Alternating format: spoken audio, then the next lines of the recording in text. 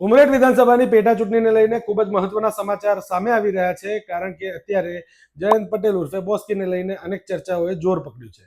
ખાસ કરીને એનસીપી દ્વારા પોતાના ઉમેદવાર તરીકે જયંત પટેલની પસંદગી કરી લેવામાં આવી હોય તે પ્રકારની માહિતી સામે આવી હતી અને જયંત પટેલે પોતે પણ ઉમેદવાર તરીકે પોતે ઉમેદવારી કરવાના હોય તે પ્રકારની પણ જાહેરાત કરી દીધી છે. પરંતુ આ સાથે જ ક્યાંક ને ક્યાંક અત્યારે જે પ્રકારની ચર્ચાઓ સામે આવી છે તેને લઈને ખૂબ જ મહત્વની ઘટનાઓ બની શકે તે પ્રકારની માહિતી સામે આવી રહી છે, કારણ કે જયંત પટેલ ઉર્ફે બોસ્કી એનસીપીમાંથી ચૂંટણી લડે છે, આમ આદમી પાર્ટીમાંથી લડે છે કે કોંગ્રેસમાંથી, તે જોવું અતિ રસપ્રદ બની રહેશે. આ ચર્ચા પાછળનું મુખ્ય કારણ એ છે કે જે પ્રકારની ચર્ચાઓ વહેતી થઈ છે તેમાં સામે આવી રહ્યું છે કે જયંત પટેલે તાજેતરમાં જ અરવિંદ કેજરીવાલ સાથે બેઠક કરી છે અને આ સાથે જ કોંગ્રેસ સાથે પણ ક્યાંક ને ક્યાંક તેઓની બેઠક નક્કી થઈ હોય તે પ્રકારની માહિતી સામે આવી રહી છે.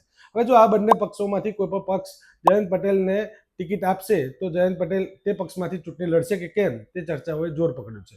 પરંતુ બીજી તરફ ભાજપ જ્યારે છેલ્લા દાયકાથી ઉમરેઠ વિધાનસભાની અંદર પોતાનો દબદબો બનાવી રાખ્યો છે અને તાજેતરમાં જ જે છેલ્લી વિધાનસભાની ચૂંટણી ગઈ હતી તેમાં ખૂબ જ બહુમતી સાથે ભારતીય જનતા પાર્ટીના ઉમેદવાર ગોવિંદ પરમાર આ બેઠક પરથી ચૂંટાઈ આવ્યા હતા.